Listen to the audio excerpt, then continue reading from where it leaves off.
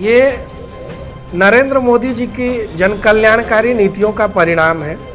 और देश भर में आप देखेंगे कि उत्तर से लेकर के पूर्वोत्तर के राज्य तक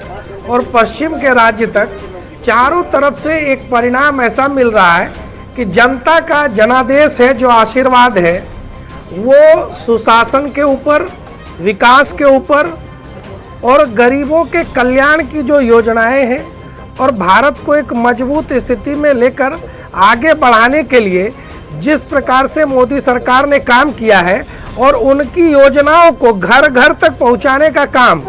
चाहे योगी जी की सरकार हो, उत्तराखंड में भाजपा सरकार हो,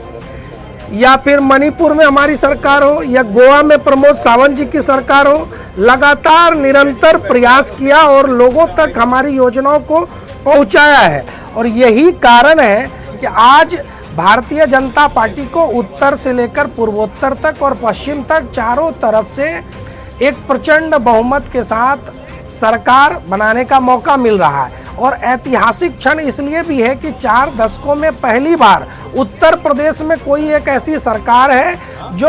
अपनी वापसी कर रही है। उत्तराखंड में भी एक ट्रेंड रहा, जब 5 सालों में सरकारें बदल जाती हैं, वहां हमारी वापसी हो रही है, गोवा में वापसी हो रही है, मणिपुर में वापसी हो रही है। तो एक सरकार चलाना और उस सरकार को मजबूती के साथ वापस लाना, ये दर्शाता है कि केंद्र सरकार के साथ साथ राज्य सरकारों में भी जनता की आस्था, उनका अटूट विश्वास और भरोसा बना हुआ है। और नरेंद्र मोदी जी ने जो एक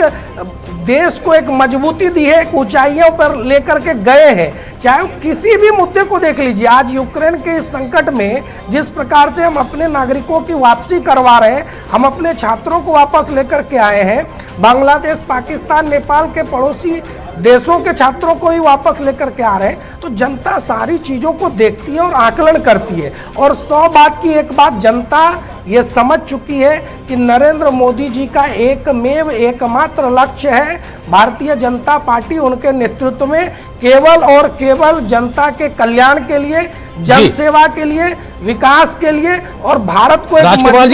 जी, लेकिन